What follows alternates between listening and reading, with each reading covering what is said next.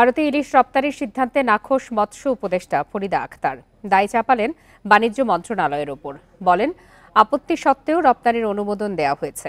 এদিকে ইলিশ রপ্তানি বন্ধে আইনি নোটিশ দিয়েছেন সুপ্রিম কোর্টের এক আইনজীবী। ৩ দিনের মধ্যে প্রয়োজনীয় ব্যবস্থা নিতে অনুরোধ জানানো হয়েছে। ৮ অক্টোবর শুরু হচ্ছে দুর্গাপূজা। পূজায় ভারতে ৫ বছর ধরে ইলিশ রপ্তানি করা হয়, কিন্তু দায়িত্ব নিয়েই রপ্তানি না করার ঘোষণা দেন মৎস্য ও প্রাণী সম্পদ উপদেষ্টা। শনিবার ভারতে ৩,০০০ টন ইলিশ রপ্তানির অনুমোদন দেয় বাণিজ্য মন্ত্রণালয়। এই সিদ্ধান্তে অসন্তোষ জানান ফরিদা আক্তার। মন্তব্য করেন, মৎস্য মন্ত্রণালয়ের আপত্তি উপেক্ষা করেছে বাণিজ্য মন্ত্রণালয়। ভারতের যারা মৎস্য ব্যবসায়ী এবং বাংলাদেশের মৎস্য ব্যবসায়ী তারা একটা অনুরোধের প্রেক্ষিতে এটা বাণিজ্য মন্ত্রণালয় দিয়েছে। এর সাথে মৎস্য ও প্রাণী সম্পদ মন্ত্রণালয়ের কোনো সম্পর্ক নেই। আমাদের এখনো সেই কমিটমেন্টটা আগের মতোই আছে যে আমরা বাংলাদেশের মানুষের জন্য ইলিশ যেন প্রাপ্যতা নিশ্চিত করতে পারি। তবে বাণিজ্য উপদেষ্টা বলছেন, সরকারের শীর্ষ পর্যায়ের সিদ্ধান্তে ইলিশ রপ্তানি করা হচ্ছে। যারা এর বিরোধিতা করছেন তা আবেগ ছাড়া কিছু নয়। এটা 0.5%ও না, 1%-এর নিচে। তা আমরা কেন একটা ইসেকে ইমোশনাল একটা ইমোশনাল আমাদের বাণিজ্যিক দিক তো সুবিধা আছে, এক্সপোর্ট ফরেন যে পাবো তো আমরা কিছু। দায়িত্ব মহল একজন বলেছে, আরেকটা আরো বড় দায়িত্ব মহল বলেছে পাঠানো যেতে পারে। ইলিশ রপ্তানি বন্ধে আইনি নোটিশ দিয়েছেন এক আইনজীবী। প্রয়োজনীয় ব্যবস্থা নিতে বলা হয়েছে মৎস্য সচিব, বাণিজ্য সচিব, রাজস্ব কর্মকর্তা ও সংশ্লিষ্টদের। বাংলাদেশের ইলিশ, বাংলাদেশের জনগণ এই পদ্মা নদীর ইলিশ থেকে বঞ্চিত হচ্ছে। বর্তমান সরকার যে অনুমোদন দিয়েছে ইলিশ রপ্তানি করা, সেটা প্রত্যাহার করার জন্য অনুরোধ করছি। নইলে আমরা এখানে 3 দিনের সময় দিয়েছি, যদি তারা প্রত্যাহার না করে আমরা মহামান্য হাইকোর্টে রিট পিটিশন দায়ের করব। বাংলাদেশ থেকে যে পরিমাণ ইলিশ রপ্তানি হয়েছে তা উৎপাদনের মাত্র 0.29%। এদিকে 13 অক্টোবর থেকে 3 নভেম্বর পর্যন্ত ইলিশ শিকার বন্ধের নির্দেশ দেওয়া হয়েছে।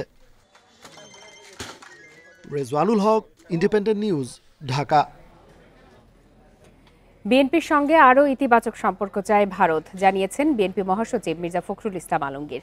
বিকালে গুলশানে দলের চেয়ারপারসনের রাজনৈতিক কার্যালয়ে ভারতীয় হাইকমিশনার প্রণয় বার্মার সঙ্গে বৈঠক শেষে তিনি একথা বলেন। দীর্ঘ 10 বছর পর বিএনপি নেতাদের সঙ্গে বৈঠক করতে গুলশানে বিএনপি চেয়ারপারসনের রাজনৈতিক কার্যালয়ে যান কোনো ভারতীয় হাইকমিশনার। 1 ঘণ্টার বৈঠকে পরিবর্তিত রাজনৈতিক পরিস্থিতিতে দুই দেশের সম্পর্ক উন্নয়ন নিয়ে আলোচনা হয়। পরে বিএনপি মহাসচিব মির্জা ফখরুল জানান, ভারত বাংলাদেশের সম্পর্ক আরও দৃঢ়তার সাথে এগিয়ে নেয়া, সীমান্ত হত্যা বন্ধ, পানি সমস্যা, রাষ্ট্রীয় নিরাপত্তা সমস্যা নিয়ে আলোচনা হয়েছে। দ্রুত চলমান সমস্যা সমাধানের চেষ্টা করা হবে বলেও আশ্বাস দিয়েছেন ভারতের হাইকমিশনার। বিএনপি মহাসচিব জানান, ভারত বিএনপির সাথেও রাজনৈতিক সম্পর্ক ভালো করতে আগ্রহী।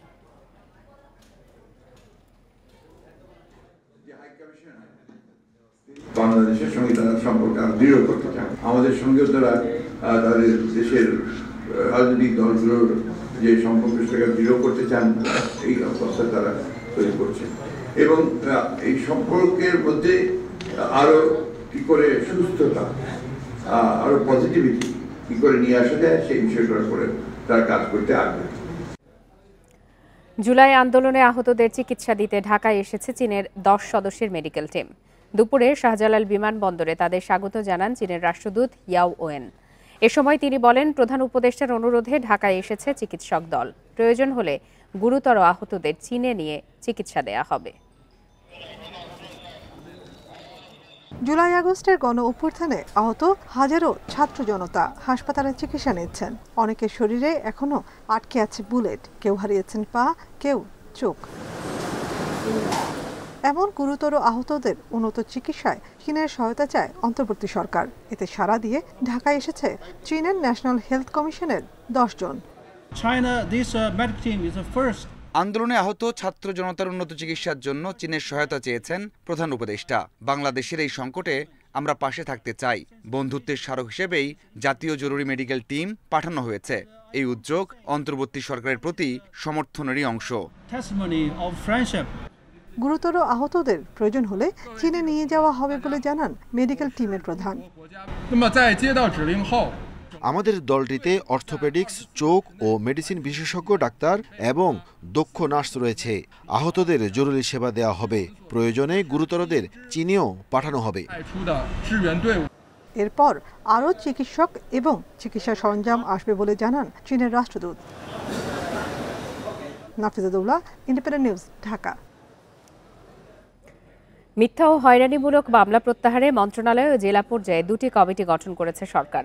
বিভিন্ন সময়ে রাজনৈতিক প্রতিহিংসা সহ নানা কারণে রাজনৈতিক নেতাকর্মী এবং নিরপরাধ ব্যক্তিদের বিরুদ্ধে দায়ের করা মিথ্যা ও হয়রানিমূলক মামলা প্রত্যাহারের জন্য সুপারিশ করবে এই কমিটি।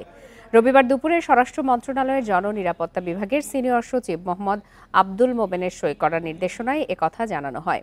মন্ত্রণালয় পর্যায়ের কমিটিতে সভাপতি করা হয়েছে আইন উপদেষ্টাকে, আর জেলা পর্যায়ের কমিটির সভাপতি হবেন জেলা প্রশাসক। নির্দেশনায় বলা হয়েছে, জেলা পর্যায়ে হয়রানিমূলক মামলা প্রত্যাহারের জন্য 31 ডিসেম্বরের মধ্যে জেলা প্রশাসকের কাছে আবেদন করতে হবে। এ সময় মামলার এজাহার সহ নথিপত্র জমা দিতে হবে। রাজনৈতিক বা অন্য কোনো উদ্দেশ্যে হয়রানির জন্য করা হয়েছে বলে মনে করলে মামলা প্রত্যাহারের জন্য সরকারকে সুপারিশ করবে কমিটি। জেলা কমিটির সুপারিশ পর্যালোচনা করবে মন্ত্রণালয়ের কমিটি।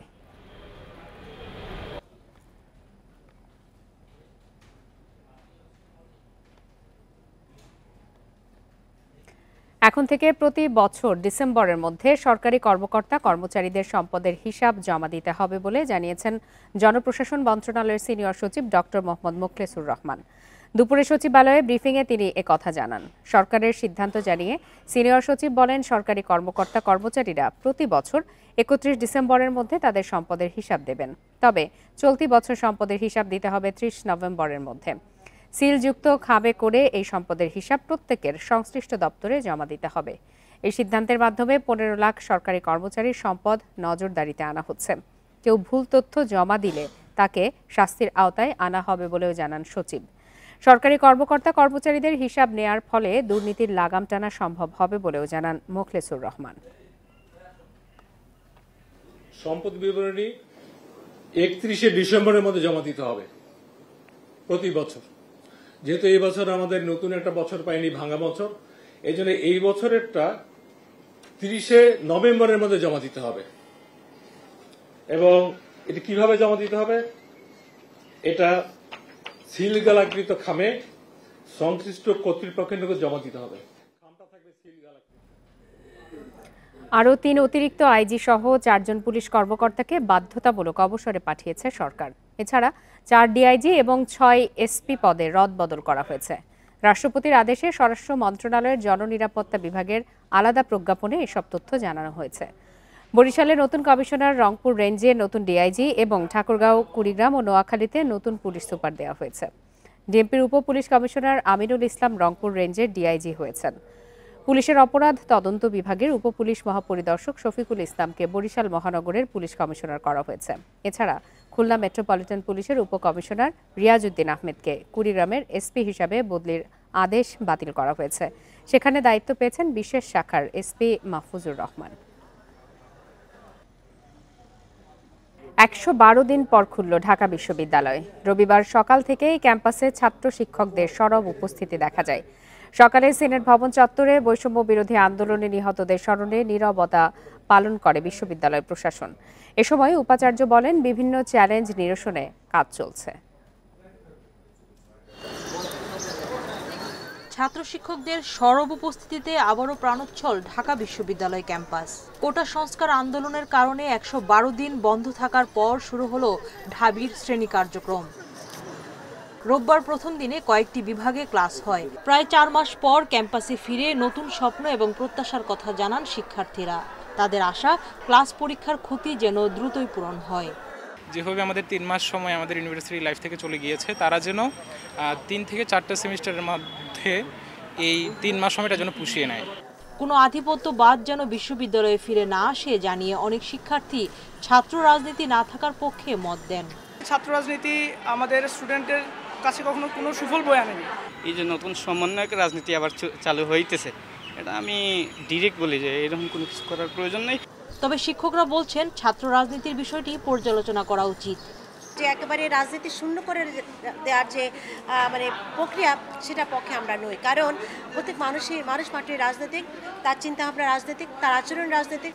রোববার সকালে নবাব নওয়াব আলী চৌধুরী সিনেট ভবন চত্বরে ছাত্র জনতার অভ্যুত্থানে শহীদদের স্মরণে নীরবতা পালন করা হয়। সেখানে উপাচার্য বলেন, শিক্ষা কার্যক্রমের ক্ষতিপূরণের পরিকল্পনায় প্রশাসন। কিছু দ্বন্দ্ব তৈরি হয়েছে বিভিন্ন ক্ষেত্রে, সেটিও নিরসনে আমরা প্রয়োজনীয় পদক্ষেপ নেওয়ার চেষ্টা করছি। সামনে আমাদের বেশ কিছু বড় মাপের চ্যালেঞ্জ রয়েছে। কিছু সময় আমরা পড়াশোনার মধ্যে থাকতে পারিনি, সেটি কি করে দ্রুত পুষিয়ে নেওয়া যায় সে বিষয়ে আমাদের কিছু পরিকল্পনা আছে। শিক্ষক শিক্ষার্থীরা যে মানসিক ট্রমার মধ্য দিয়ে গেছে তা কাটিয়ে উঠতে সবার সহযোগিতা চান ঢাবি উপাচার্য। সুলতানা জাহান মিতু, ইন্ডিপেন্ডেন্ট নিউজ, ঢাকা।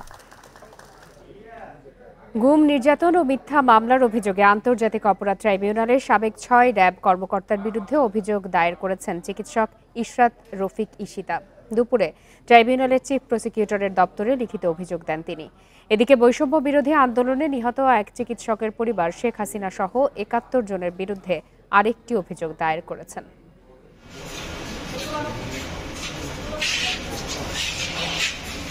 আন্তর্জাতিক অপরাধ ট্রাইব্যুনালের প্রসিকিউশনে ডাক্তার ইশরাত রফিক ঈশিতার দাখিল করা অভিযোগপত্র অনুযায়ী ২০২১ সালের ২৮ আগস্ট বিকেলে রাজধানীর কাফরুলের বাসা থেকে তাকে জোর করে তুলে নিয়ে যান র‍্যাব কর্মকর্তা, স্কোয়াড্রন লিডার আলী আশরাফ সহ কয়েকজন।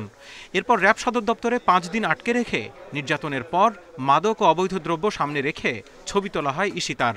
পরে কারওয়ানবাজারে র‍্যাবের মিডিয়া সেন্টারে তার বিরুদ্ধে নানা অভিযোগ তুলে সংবাদ সম্মেলন করেন আরেক র‍্যাব কর্মকর্তা খন্দকার আল মঈন। মামলা দেয়া হয় আইসিটি, প্রতারণা ও মাদকের। ডাক্তার ঈশিতা ১৪ মাস জেল খাটার পর চলতি বছরের ২৯শে মে তাকে খালাস দেয় হাইকোর্ট এবং রায়ে বলা হয় কোনো এক ঊর্ধ্বতন কর্মকর্তার প্ররোচনায় তাকে ফাঁসানো হয়েছে। এই ঘটনায় বিচার চেয়ে রোববার আন্তর্জাতিক অপরাধ ট্রাইব্যুনালে অভিযোগ দায়ের করেন ঈশিতা। বাসা থেকে নিয়ে যাওয়ার পর 5 দিন আমাকে র‍্যাব হেডকোয়ার্টারে আটকে রাখা হয়।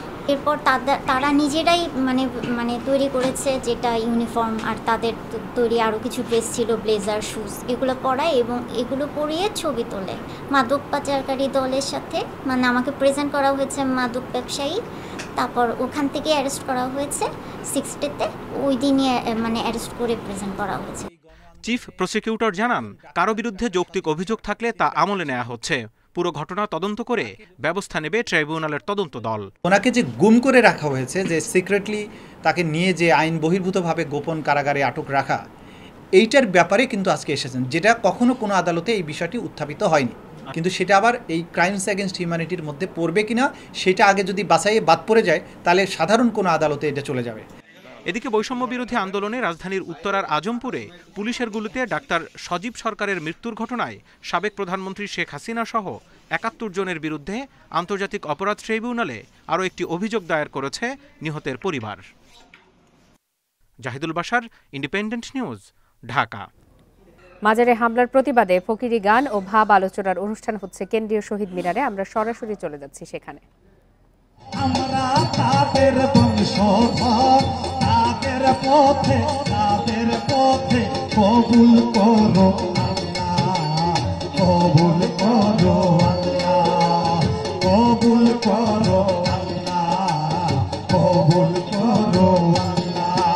এই ও আল্লাহর বাংলাদেশ, শহীদ বাংলাদেশ, ও করো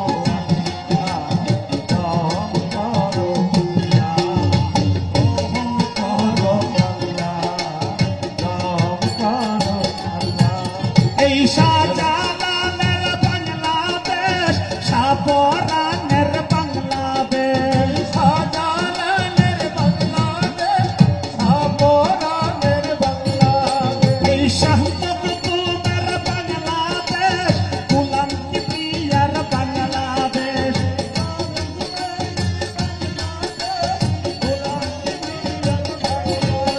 এই শাহ মখদুমের বাংলাদেশ, বখতিয়ারের বাংলাদেশ, তাদের পথে কবুল করো আল্লাহ, কবুল করো আল্লাহ, কবুল করো।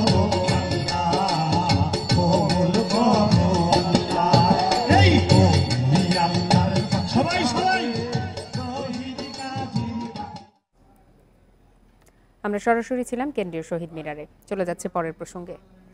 পানির ন্যায্য হিস্যা আদায়ে সরকারি পর্যায়ে নীরবতার দিন শেষ বলে মন্তব্য করেছেন পরিবেশ উপদেষ্টা সৈয়দা রিজওয়ানা হাসান। সকালে ফেনীর পরশুরামের কালিকাপুরে বন্যায় ক্ষতিগ্রস্ত বল্লামুখা বাঁধ পরিদর্শন শেষে তিনি এই মন্তব্য করেন। উপদেষ্টা বলেন, নদীর পানি শুধু রাজনীতি না, এটি কূটনীতি এবং অর্থনীতিও। 53 বছর পরও তিস্তা চুক্তি স্বাক্ষর না হওয়াকে ব্যর্থতা উল্লেখ করে উপদেষ্টা বলেন, মানবিক কারণে দুই দেশকে এক হয়ে নদীর পানি বন্টন ও দুর্যোগ ব্যবস্থাপনার বিষয়ে সিদ্ধান্ত নিতে হবে। এ লক্ষ্যে জনগণের কথা জানতে উদ্যোগের কথাও জানান উপদেষ্টা।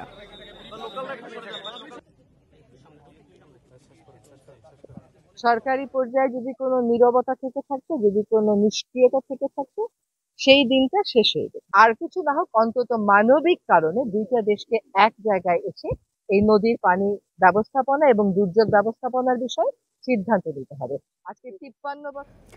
মুরগি আর ডিমের দাম বেঁধে দেওয়া হয়েছে 1 সপ্তাহ আগে, কিন্তু মানছে না কেউ। তবু বাজারে কোনো তদারকি নেই। প্রাণী সম্পদ অধিদপ্তরের দায়সারা জবাব, দেখভালের দায়িত্ব বাণিজ্য মন্ত্রণালয়ের। খামারিদের অভিযোগ, কর্পোরেট প্রতিষ্ঠানের দিকে কারো নজর নেই। তাদের বিরুদ্ধে ব্যবস্থা নিতে 15 দিনের আলটিমেটাম দিয়েছে ব্যবসায়ীরা। 15 সেপ্টেম্বর ডিম ও মুরগির দাম ঠিক করে দেয়া হয়েছে। প্রতি ডজন ডিম বিক্রি করতে হবে 143 টাকায়, আর ব্রয়লার মুরগির কেজি 180 টাকা। কিন্তু বাজারে ডিম কিনতে হচ্ছে 160 টাকায়। ব্রয়লার মুরগিও বিক্রি হচ্ছে বেশি দামে। আগে যেমন 10,000 টাকা বেতন পাইছি, তো সব কিনাকাটাও দেখা গেল কিছু রয়েছে। এখন মনে করেন 10,000 টাকা বেতনে কিছু হয় না। দাম বেঁধে দিয়েই যেন কাজ শেষ সরকারের। বেশি দামে বিক্রি করেও চাপে পড়তে হচ্ছে না ব্যবসায়ীকে। প্রাণী সম্পদ অধিদপ্তরের দাবি, দাম ঠিক করা ও বাজার নিয়ন্ত্রণের দায়িত্ব কৃষি বিপণনের। কৃষি বিপণন অধিদপ্তর সেটা দেখবে যে আপনারা তাদের সাথে কথা বলতে পারেন। তবে আমি যতটুকু জানি সকল পক্ষের সাথে কথা বলেই দাম নির্ধারণ করার কথা। আর বাকিটুকু আপনি কৃষি বিপণন অধিদপ্তর, তার মূল্য নির্ধারণ করার ম্যান্ডেট তাদের, ওরা আমরা শুধু উৎপাদন। খামারিদের অভিযোগ, প্রাণী সম্পদ অধিদপ্তর ও কর্পোরেট প্রতিষ্ঠানগুলোর যোগসাযোগে বাজার অস্থিতিশীল হচ্ছে। তাদের উল্টো আলটিমেটাম, পোল্ট্রি ফিডের দাম না কমালে খামার বন্ধ করে দেয়া হবে। আলটিমেটামটা হলো কর্পোরেট কোম্পানির সিন্ডিকেট ভাঙতে হবে এবং যাদের বিরুদ্ধে বাজার সিন্ডিকেটের মামলা আছে, এই মামলাগুলো তাদেরকে করতে হবে, জবাবদিহি করতে হবে। সরকারি হিসাবে গত 1 বছরে ডিমের দাম বেড়েছে 10% বেশি। Shahid Ahmed, Independent news, Dhaka. পাইপলাইনে জ্বালানি তেল খালাসে বছরে সাশ্রয় হবে 800 কোটি টাকা। এমন প্রত্যাশায় 7,000 কোটি টাকার এসপিএম প্রকল্প বাস্তবায়ন হলেও এখনও বাণিজ্যিক ব্যবহার শুরু হয়নি। উন্মুক্ত দরপত্রে পরিচালন ঠিকাদার নিয়োগে অপেক্ষা করতে হবে আরও কয়েক মাস। বিশেষজ্ঞরা বলছেন, এমন বড় প্রকল্পের আর্থিক সুফল পেতে দ্রুত ঠিকাদার নিয়োগ করা উচিত। দ্রুত, ঝুঁকিহীন ও সাশ্রয়ী পদ্ধতিতে জ্বালানি তেল খালাসে 2015 সালে single point mooring with double pipeline প্রকল্প হাতে নেয় সরকার। চীনের ঋণ ও কারিগরি সহায়তায় প্রকল্পের প্রাথমিক ব্যয় ধরা হয় প্রায় 5,000 কোটি টাকা। তবে 3 দফা সময় ও ব্যয় বেড়ে দাঁড়ায় 7,125 কোটি টাকা। গত মার্চে গভীর সমুদ্র থেকে পাইপলাইনে পরীক্ষামূলকভাবে জ্বালানি তেল খালাস হয়। এরপর কক্সবাজারের মহেশখালী স্টোরেজ থেকে পাম্প করে তেল নেওয়া হয় চট্টগ্রামের ইস্টার্ন রিফাইনারিতে। তবে পরিচালন ও রক্ষণাবেক্ষণ ঠিকাদার না থাকায় বাণিজ্যিকভাবে এখনও চালু হয়নি এসপিএম প্রকল্প। হ্যান্ডওভার হয়ে গেছে, কিন্তু ওদের টুকটাক ড্রয়িং বা আনুষঙ্গিক কিছু কাজ থাকে বড় প্রজেক্টে, সেগুলো তারা করছে আর এখন নেক্সট ফেজ হচ্ছে অপারেশনে নিয়ে যাওয়া। অপারেশনের যেটা রেগুলার অপারেশন, সেটা এখন ডিবিসি পর্যায়ে পিটিসি কোম্পানি এবং O&M কোম্পানি একটা নিয়োগ হবে, কন্ট্রাক্টর, তারা যৌথভাবে এটাকে রেগুলার অপারেশন নিয়ে যাবে। দিস ইজ আন্ডার প্রসেস নাও। কথা ছিল 2018 সালে প্রকল্প শেষ হলে চীনা ঋণ পরিশোধ শুরু হবে 2023 সালে। বিশেষজ্ঞরা বলছেন, পরিকল্পনা ও বাস্তবায়ন দুর্বলতায় এসপিএম প্রকল্পের সুফল পেতে অপেক্ষা বেড়েছে বারবার। বিপিসিকে প্রতি টন তেল খালাসে ছোট জাহাজের ভাড়া দিতে হয় $6 পর্যন্ত। এরকম ধরনের প্রজেক্ট যেটা কমপ্লিকেটেড, বিদেশ থেকে যাদেরকে মেনটেন্যান্সের জন্য লোক আনতে হবে, সেটা কখনোই মেনটেন্যান্স কন্ট্রাক্ট ছাড়া করা উচিত না। যখন এটা বিল্ট ইন থাকে, হ্যাঁ, তারা তখন ওই অফার করে যে খুব কমে অফার করে, বাট এখন যদি আলাদাভাবে করতে হয় তাহলে ওরা অবশ্যই হয়তো ডাবল চাবে। এসপিএমের 2 পাইপলাইনে বছরে 90 লাখ টন পরিশোধিত ও অপরিশোধিত জ্বালানি তেল খালাস করা যাবে। ইস্টার্ন রিফাইনারির দ্বিতীয় ইউনিট স্থাপন না হলে অব্যবহৃত থাকবে ৩০ লাখ টনের সক্ষমতা। Hari Saha, Independent news, Dhaka. আর এই ছিল আজকের সংবাদ সন্ধ্যায়। ইন্ডিপেন্ডেন্ট টেলিভিশনের সব খবরে আরও বিস্তারিত জানতে চোখ রাখুন ফেসবুক, ইউটিউব আর এক্সে। ধন্যবাদ সবাইকে।